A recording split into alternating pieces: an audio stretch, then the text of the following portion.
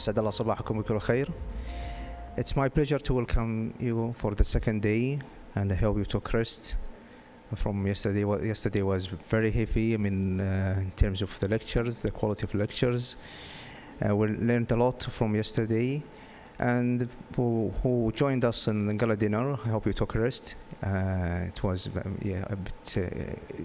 bit. It's very nice, as promised by the touring agent, but also maybe a bit tiring. So I hope you took a rest last night. So we're gonna start our second day workshop, which is about hemovigilance, and my pleasure to invite Dr. Ahmed and Prof. Salwa. So you're welcome. Yeah.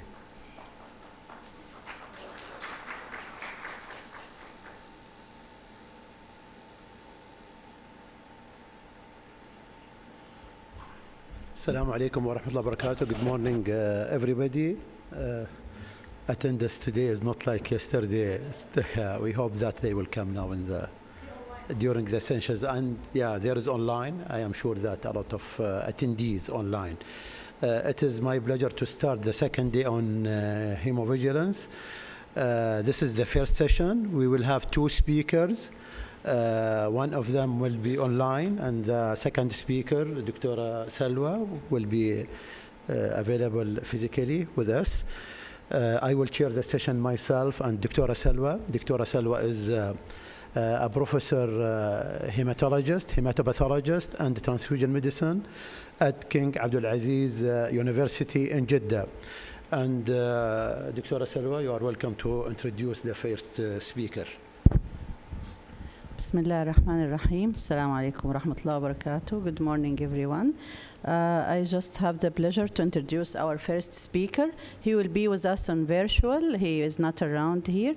Dr. Yatamaga Abdullah.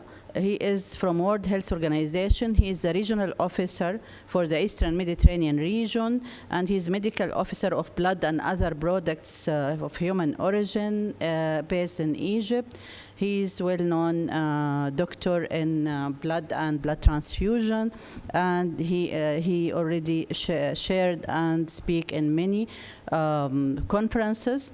Today he will just give us a talk on introduction of WHO guide of hemovigilance. Dr. Abdullah, if he is with us online, he will follow, but we need to put his presentation as virtual. Please, you can start.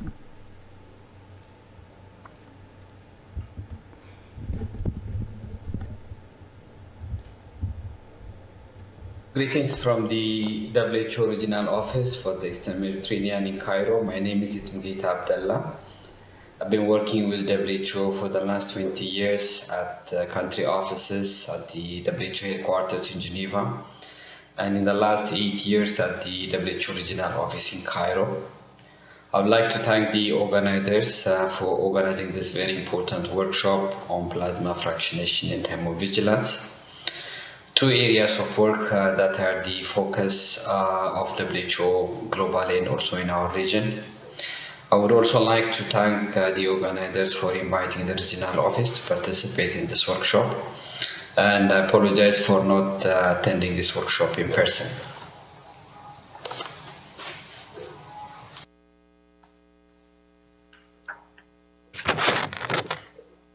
In this presentation, I will discuss the WHO mandate as it relates to hemovigilance system, the main challenges countries are facing in their national blood systems, and also the response from WHO to support member states to address those challenges. I will also discuss the barriers in the implementation of hemovigilance systems globally and also in the region, and describe WHO's efforts to support countries in establishing and further strengthening national hemovigilance systems.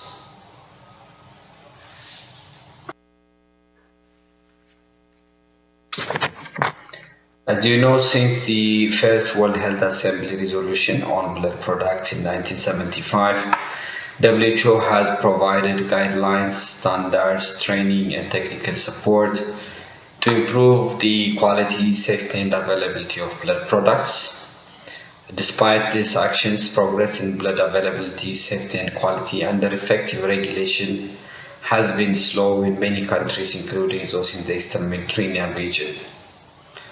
The World Health Assembly Resolution 6312 in 2010 on availability, safety and quality of blood products urged countries to ensure the reliability of mechanisms for reporting serious or unexpected adverse reactions to blood and plasma donation, and to the recipient of blood components and plasma-derived medicinal products, including transmissions of pathogens.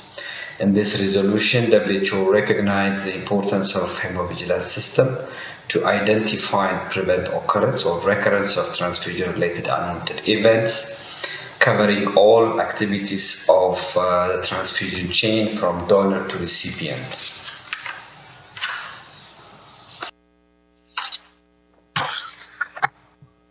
The resolution also highlights that learning from adverse events and identifying system problems can drive the introduction of measures to enhance the quality, safety, and efficacy and cost-effectiveness of blood and blood products, as well as of the donation and transfusion processes. Subsequent recommendations, including those expressed in the WHO Action Framework for Blood Products endorsed in 2020, clearly state building, strengthening hemovigilance system as one strategic objective. Overall, the implementation of these recommendations in most countries has been suboptimal.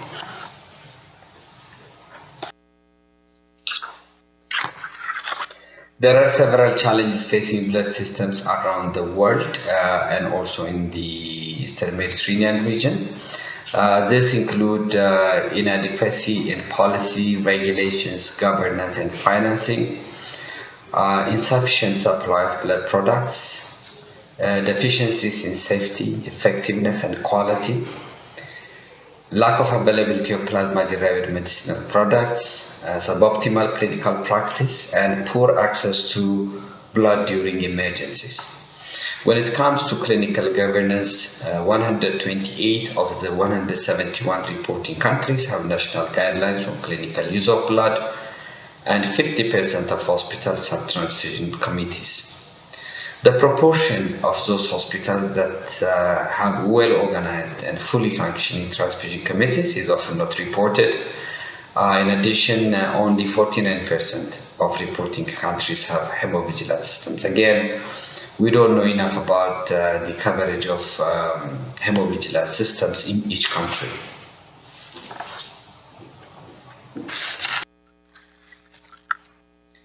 There are underlying gaps in the blood system of most countries related to the blood regulatory system, the blood supply system, and the blood transfusion system that are responsible for the challenges described in the previous slide.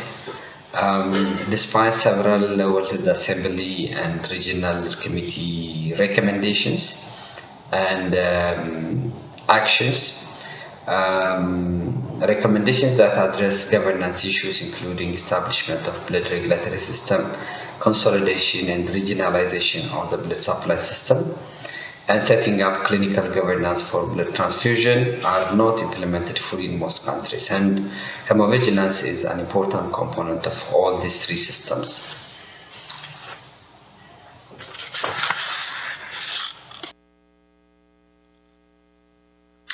Many countries do not have a regulatory system.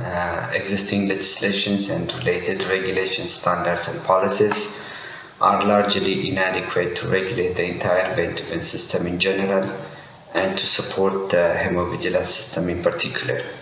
In addition, blood regulatory authorities are absent or have not yet started regulating the blood sector.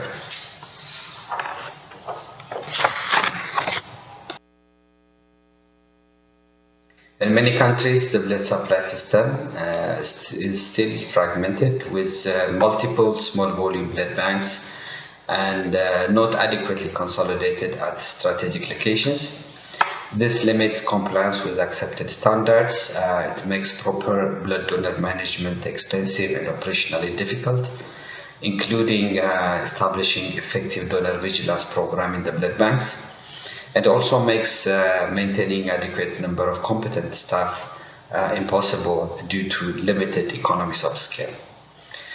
Efforts to consolidate and regionalize the blood supply system are extremely important.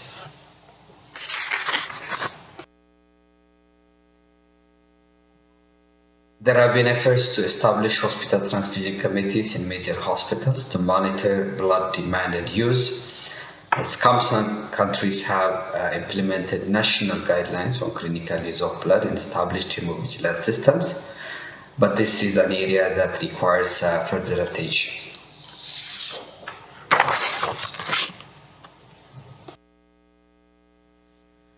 In response to the World Health Assembly Resolution 6312 from 2010, WHO organized a global consultation on hemovigilance, which was held in Dubai in November 2012. This was jointly organized with the government of the United Arab Emirates, the International Hemovigilance Network, and the International Society of Blood Transfusion. About 150 participants from 49 countries attended the consultation that defined strategies for developing hemovigilance systems and highlighted on the need for regional and international networking and collaboration.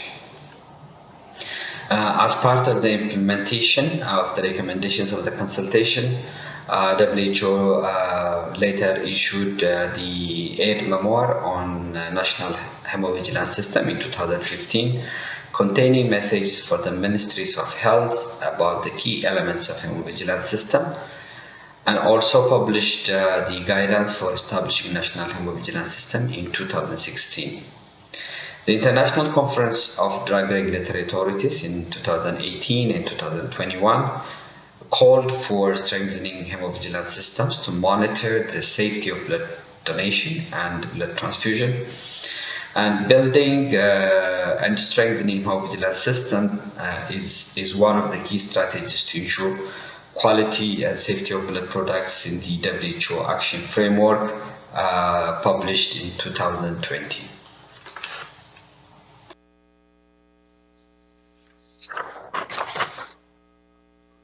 In terms of country support, those countries that have implemented and those that are implementing the various WHO resolutions and also recommendations included in WHO guidance documents are making progress in establishing a national hemovigilance system and strengthening existing hemovigilance system. Of course, this has been slow in many countries, and improvement of hemovigilance system is needed even by countries that have already established a hemovigilance system. Several barriers are mentioned by countries in the implementation of hemovigilance system. This include lack of stakeholders involvement, lack of service provider involvement, financial constraints, lack of trained staff, and access to knowledge and local practices, and also limited access to training and additional materials related to hemovigilance. This challenge must be addressed by countries and relevant stakeholders, partners, in order to advance the cause of hemovigilance in the region and also globally.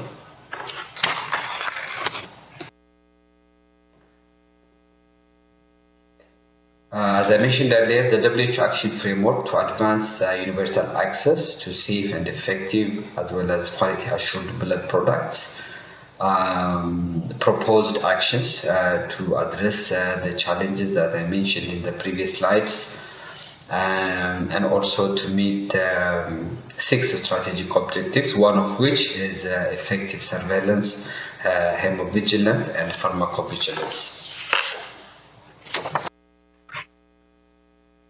This has again recognized the importance of establishing hemovigilance system to advance universal access to safe, effective, and quality assured blood products and transfusion services. 3 high-level outcomes were included in the framework related to Strategic Objective 5 that address hemovigilance. These include making sure a WHO global database of blood safety provides comprehensive and accurate data on global status of blood availability, safety, and quality, establishing a national system for standardized data collection and reporting, and also establishing a system for traceability, surveillance, and pharmacovigilance. One of the activities WHO undertook during the implementation of the framework is the development of the how-to guidance on establishing, implementation, and technically practicing hemovigilance system.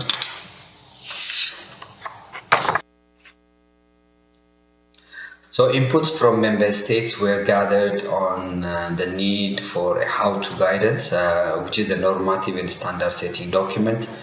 And a working group was created consisting of experts in hemovigilance field, also from relevant partners. The working group reviewed hemovigilance reporting templates from around the globe, also reviewed guidance on how to build hemovigilance culture at hospitals and blood banks, guidance on how to link hemovigilance systems with patient blood management, and also information on harmonized hemovigilance terminologies and definitions.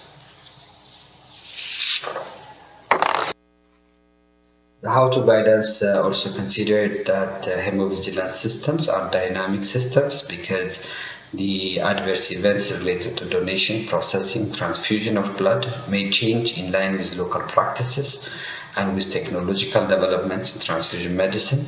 It also considers the implementation of a hemovigilance system in each country may be different. It may depend on the technology of transfusion medicine available and also the surveillance structure of the country.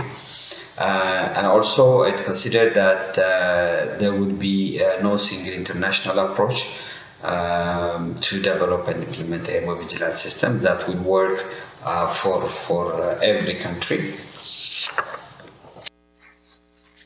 The internationally recognized organizations on hemovigilance have developed good resources, including strategy documents, educational materials, hemovigilance reporting templates, definition of adverse events, and guidance. These available resources have been reviewed by the experts within the field of blood safety and hemovigilance, and the need for central compendium of resources was recognized. So the WHO user guide for navigating resources on stepwise implementation of a hemovigilance system was published in 2022.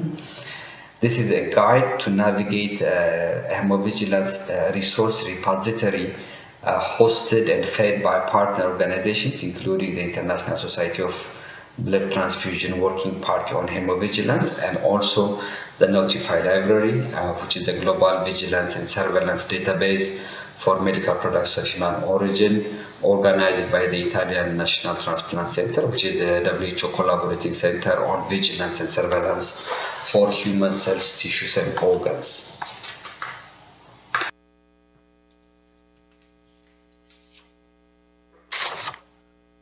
When it comes to the contents of the WHO user guide, the introduction section covers the purpose of the resource, relation to the WHO aide-memoire, and the guide on national hemovigilance system published earlier, and it defines the target audience and provides an overview of hemovigilance. Chapter 2 describes the hemovigilance survey of 2020 conducted by the working group and also its interpretation. In Chapter 3, the steps for implementation of a national hemovigilance system from basic to comprehensive are described.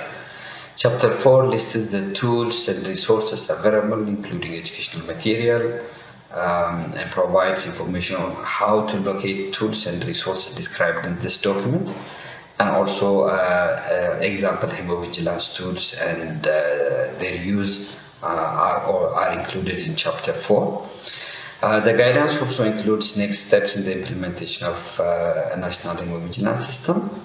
It includes references and survey questions used for the 2020 hemovigilance survey. This guidance is another tool to advance the establishment and strengthening of national hemovigilance systems, and we encourage all partners and countries to use it. With that, I thank you for your attention and I hope to join you in the panel discussion in the afternoon.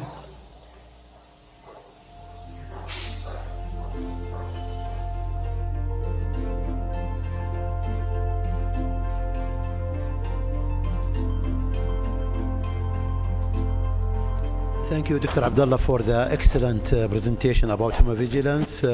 The discussion will be at the end of the session. Our next speaker is Prof. Salwa Al-Hindawi. Already I presented. She is a prof at King Abdulaziz University in Jeddah. And her presentation about hemovigilance at a hospital level. You are welcome, Dr. Salwa. She will have 30 minutes. Thank you, Mr. Chairman.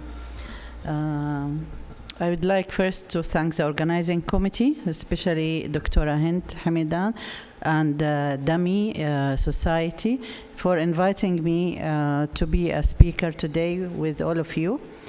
I'll start my talk on approach how to set up a system on hemovigilance at hospital level. Outline of my presentation will be some introduction, definition, system of hemovigilance, approach to set up hemovigilance, benefits of hemovigilance, example of successful hemovigilance system, and word of advice. In general, I am starting. Okay, it's not appearing, sorry.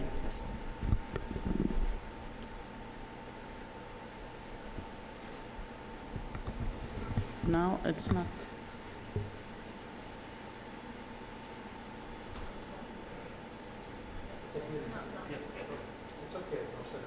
Okay, okay, thank you. In general, I'm starting with this slide as introduction slide for my presentations.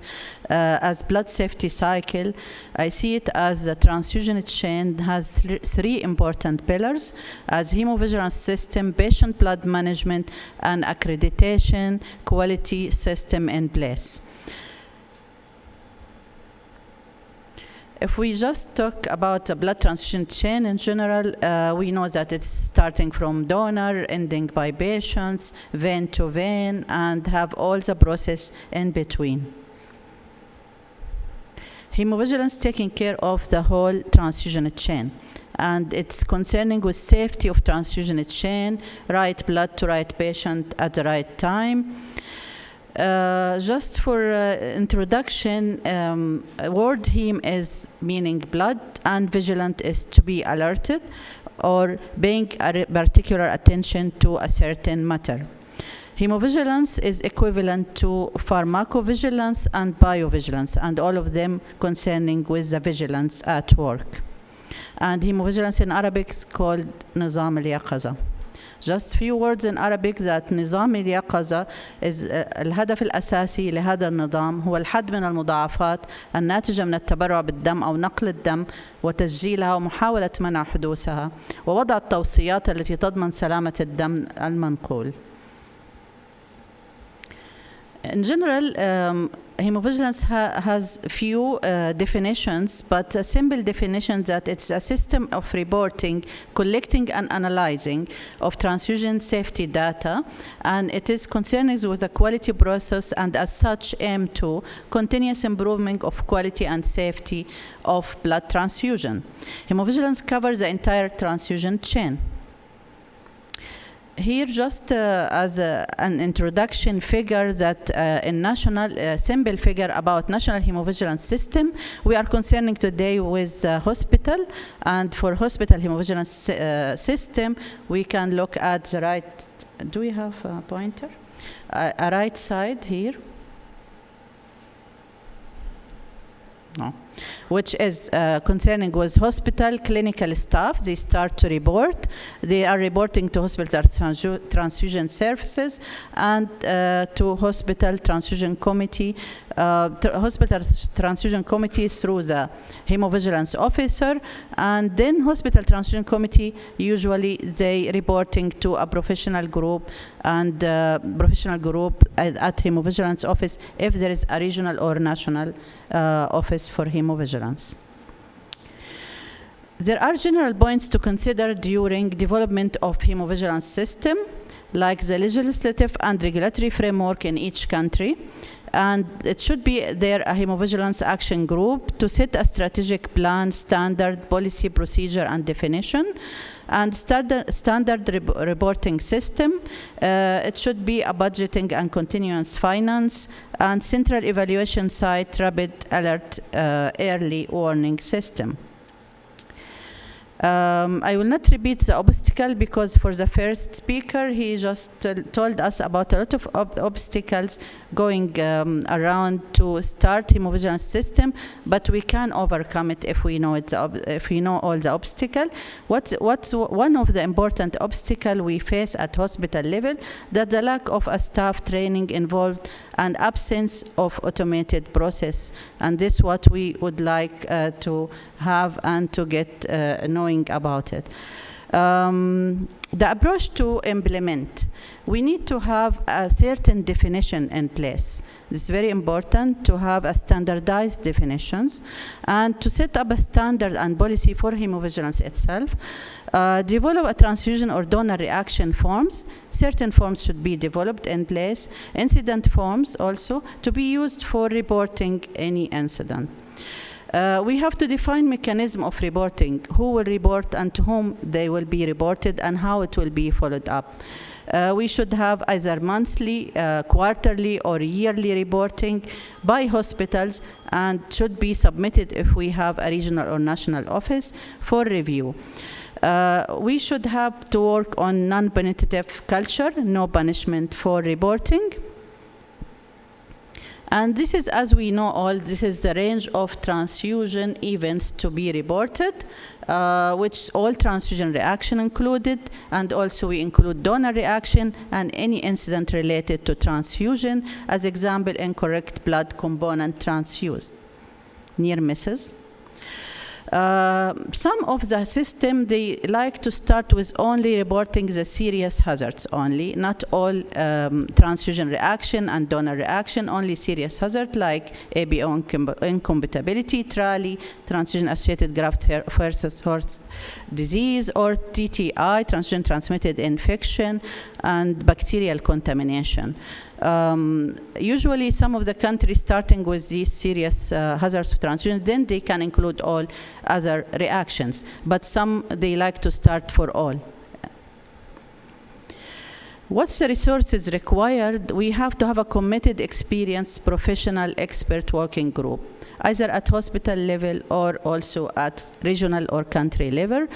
It's better to have a website management and password allocation, although we can start with paper forms if we don't have, but it will be much easier, especially if it will be on local, regional, or national basis, should be with a special system. IT system. This system should allow confidential password, controlled access, and that should be allowed volunteer registration. There should be an electronic reporting forms available on the website, and database analysis and reporting funds to cover all these work. The reporting methods that it should be starting with, that the donor transfusion reaction incident to be reported by clinical staff to the transfusion center itself or to the blood bank at the hospital level, and they should do an investigation for that, and all the reports should go to the transfusion committee at the hospital level, and they have to discuss it and find a way to prevent or improve this. And if we have the transfusion nurse or officer, which is very important to be at any hospital, she will be or he will be the communication person that he can can just get all information, all reports, and send it to regional or local and national office and follow up the reaction and improvement.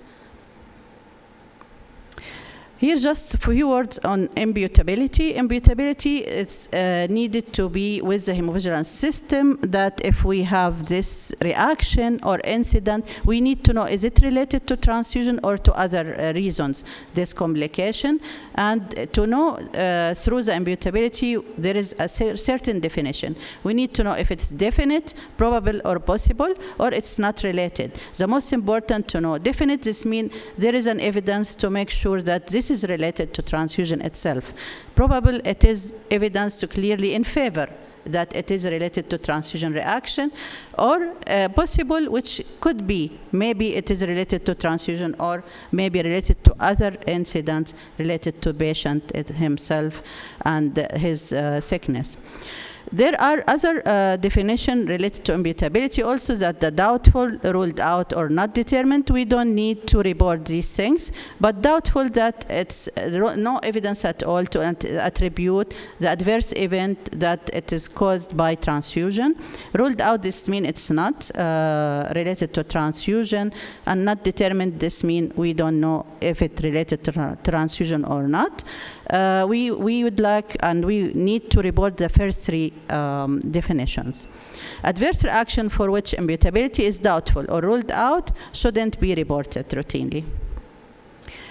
The recommendation in general for action at hospital level, there are 5 most important points that we have to recognize when we want to implement hemovigilance at hospital level. We should have resources.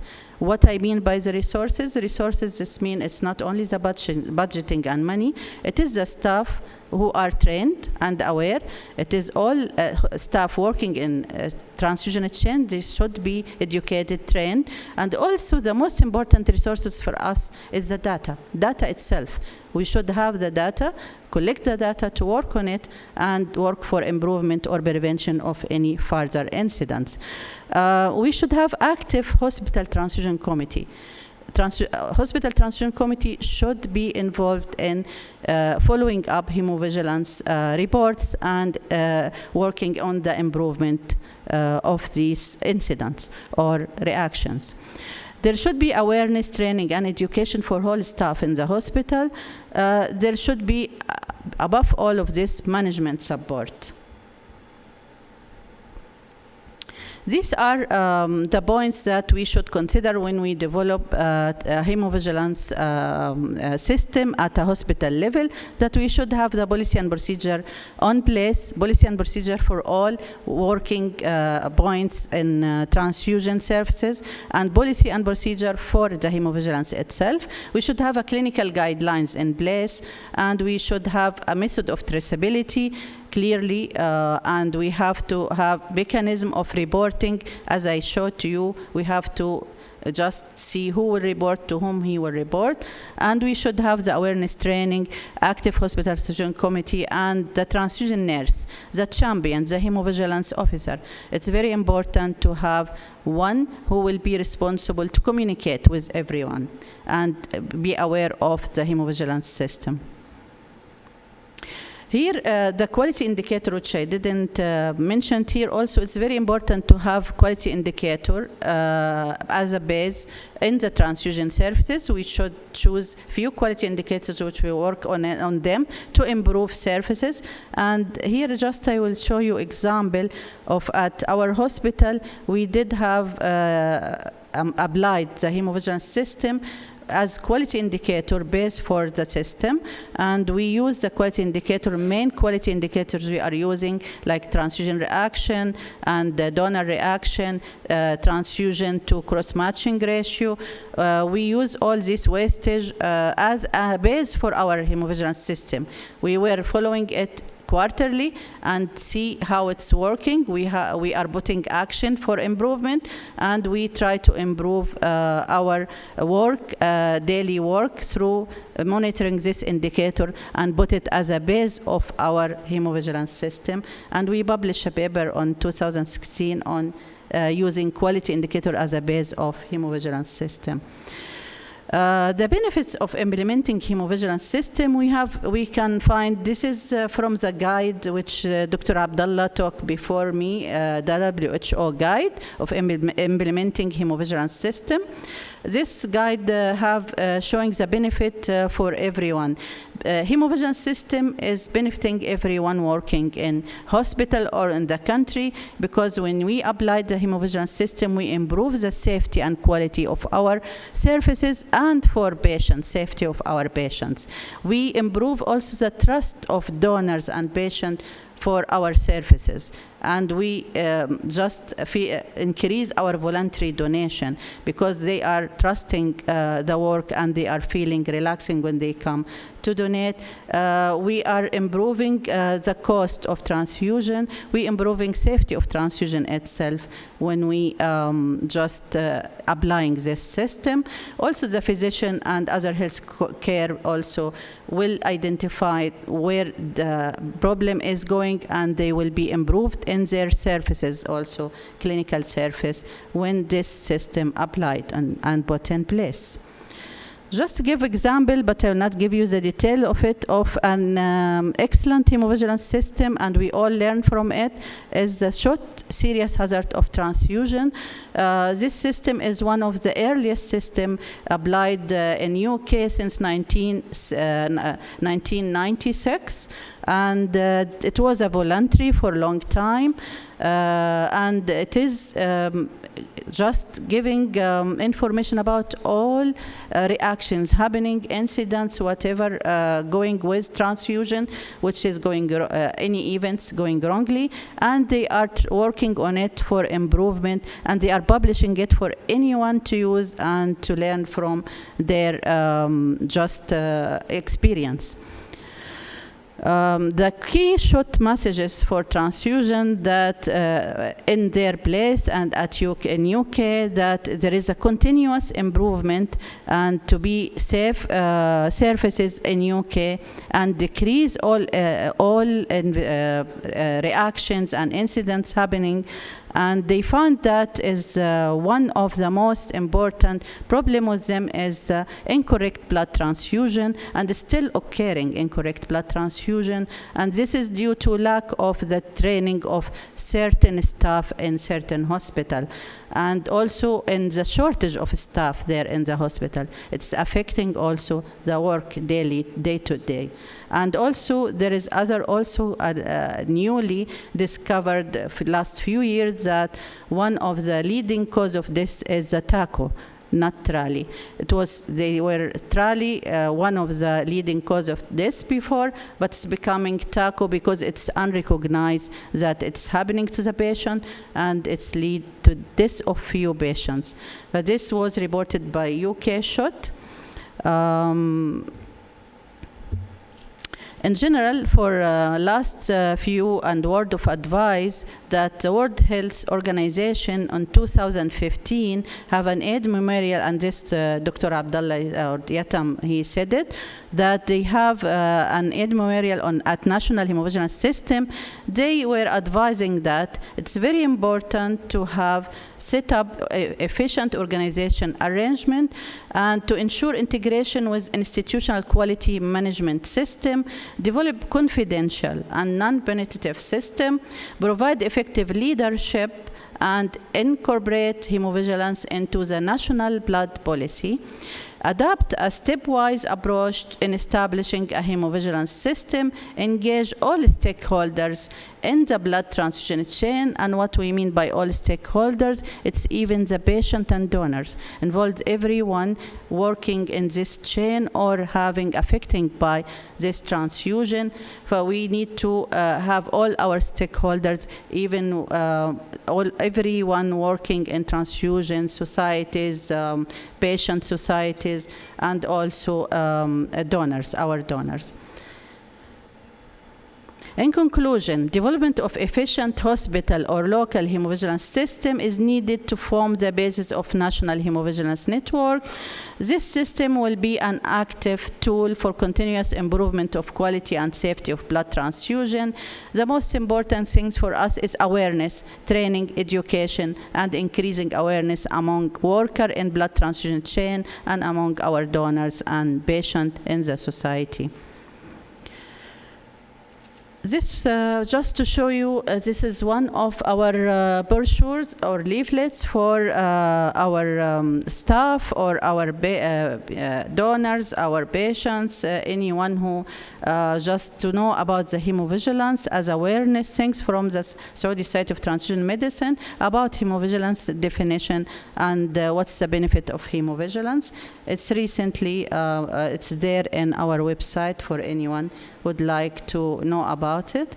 And also you can visit our website just to check. There's a lot of information you may get use of it. And there we have our journal, which we are doing it every 2 years. We hopefully to do it every 1 year, every year with your participation, because we need more articles to be published in this journal. This journal is working with the Transfusion Journal, under Transfusion Journal and under ABB supervision. This is my references, which is very important references. By the way, the presentation will be available for anyone with all the references. Thank you. This is a meeting for the consultation of hemovigilance in the region in 2014. Thank you.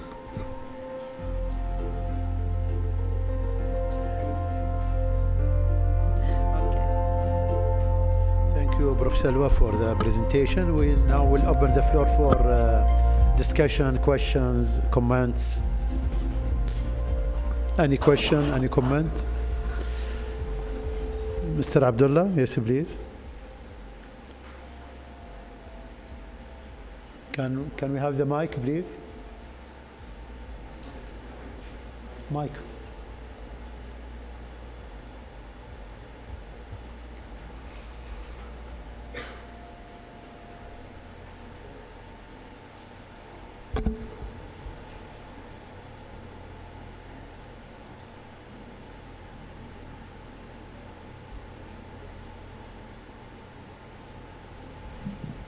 السلام عليكم. شكرا دكتور سلوى ودكتور عبد الله for informative lectures. My question is, have you ever thought to include artificial intelligence in this hemovigilance? And the second part of the question, why not to include, have you ever thought to include artificial intelligence in this setting, so that will ease the way to for reporting, for analyzing, for collecting data? And the second question is a part of it. How about including donors and patient in reporting of any event by choosing any channels, so that will be easy to not to miss any event? I get the second question, then we will just ask you about the first question again. The second question for including donors and patients. This is what I was saying, that it's good to include all. Patients, you need to include them that they know about what's going on. They need to have information about transfusion and reaction, which can happen from transfusion. And they have to have a decision that if they want to continue and just be doing the transfusion. When you just give them the awareness and instruction and education about transfusion, you can just engage them by telling them, if you go home and you feel anything, you need to discuss with them that they can come back and report to you as a patient at any time, that you can include their reports and you know what's going on with patient while they leave the hospital. Because it's very important for the patients who are coming for 1 day. They are coming to get transfusion like thalassemia patient and they go. We don't know what's happening after that, but they should come and report to us. Also for donors, you need, when you discuss with them, you know that they are consenting and they are knowing about what's going on. You have to discuss with them that they, and this is usually happening, that if you have any reaction, any complaint while at home, you can contact us, and you are giving them the way when to contact you and how to contact you. You have to include whatever complaint they are telling you in the hemovigilance system also. But by this way, if you explain and make them aware, everything will be clear for them and for us, and it will be very helpful to improve later on. This, is it answering your second question, yes? First question, I didn't get exactly the first word you're saying. Artificial intelligence. AI. You want to, yes. It would be excellent to, yes, to have artificial intelligence and to add it to our system, because it will help a lot to give us the right information. If you want to implement artificial intelligence in any part of transfusion, you need to have your data, clear data. You have to collect a large amount of data about what's going on actually. If you can, let's say you are doing analysis of what is the situation analysis, and you have all your data, you can develop artificial intelligence to work in certain part.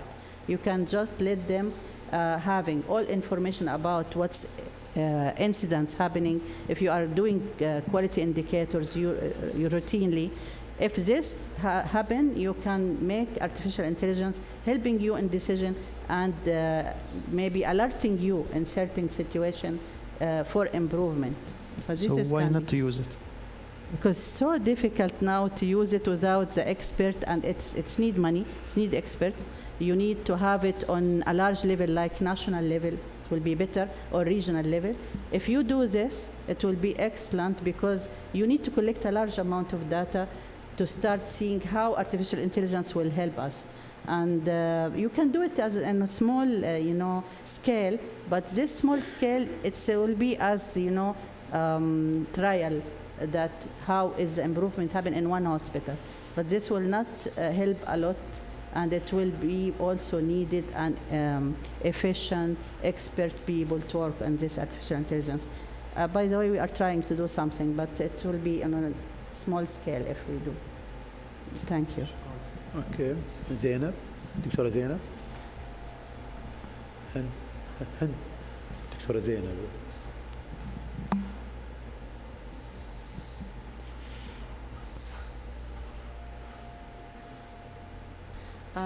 صباح الخير. My question is regarding the hemovigilance system in Saudi Arabia. Do you have a national body that is equivalent to SHOT, that collect data from hospitals and analyze them and come up with conclusions? Or are you planning to do something like national level hemovigilance body?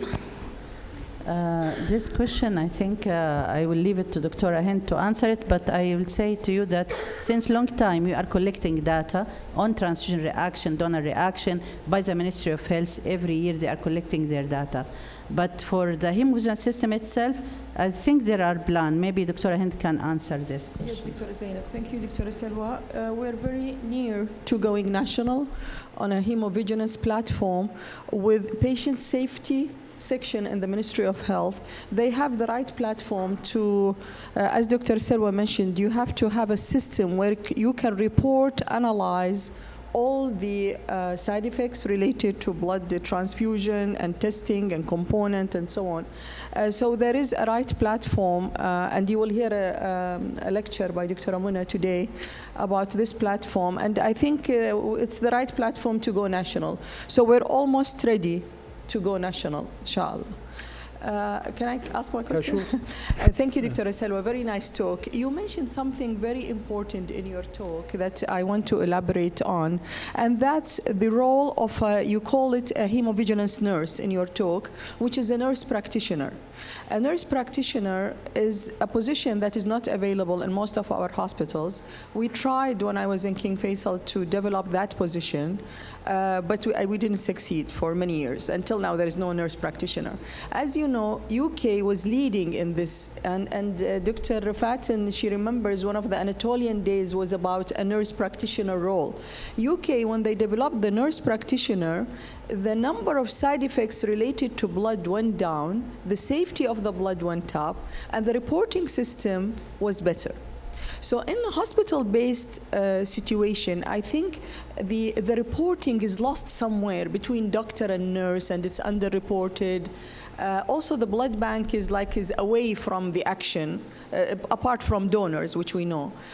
So a nurse practitioner, I think, for a recommendation at the end of our day, I strongly believe in a nurse practitioner or a hemovigilance nurse, whatever you want to call it, to play a part between the transfusion service and the clinical side and the patient sides to improve reporting, analyzing the data.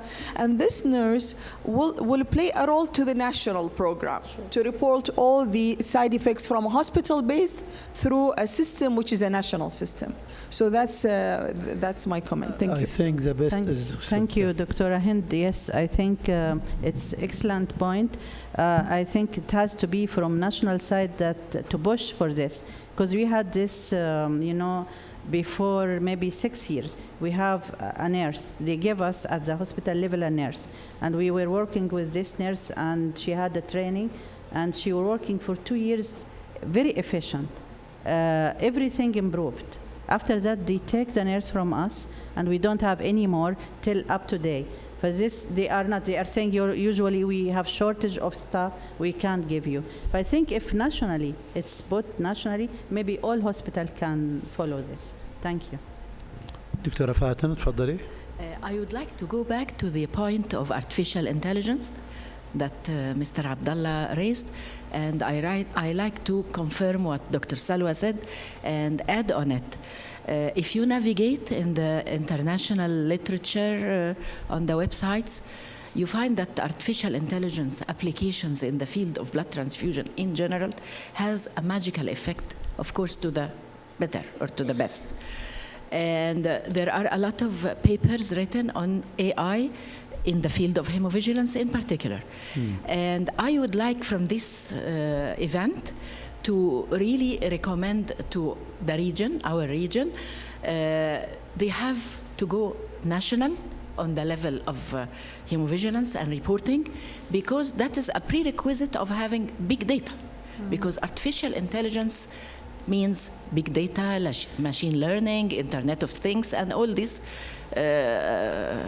definitions that come under it. So we must go national. It has to be obligatory rather than voluntary. And also we need to digitalize most of our healthcare institutions. Plus also something else. Salwa did mention about we don't have the expert. Most of our health institutions, they have IT department, which usually has a computer engineer or programmer or whatever, but they lack an AI expert. So it is also to be put in mind to recruit this particular expertise. No. And really it makes a huge difference in the progress of any activity, including hemovigilance. Thank you for your comment. I think regarding the hemovigilance nurse, it's better to be a dedicated nurse. As Dr. Salwa, it's not any nurse can practice her job. In addition to her practice, she will do hemovigilance. Yeah, full-time nurse to be under quality department. And she is in charge about the whole hospital. Yeah, not in every department. Yeah. So this will be a very good recommendation. Yeah. Yeah. Yeah, to be in the database of the hospital as nurse, hemovigilance nurse. Any more question? I have a question. If I understand it right, the hospital transfusion committee have only responsibility to deal with the transfusion reaction. There is no any other responsibilities for the committee.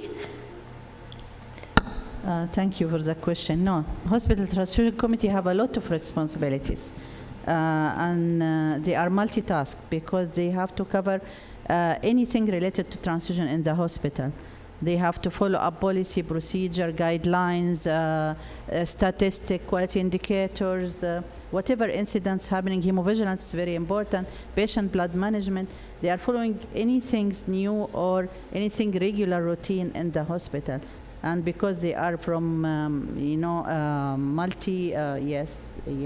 discipline, yes, and they are working from all departments, we have a member, but they have to work together to improve the transfusion in the hospital. It's not only hemovigilance report. Yeah, blood utilization in general, even the indications should be discussed.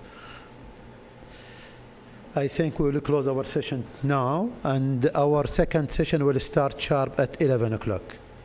Yeah, Thank you have you. good break time. Thank you.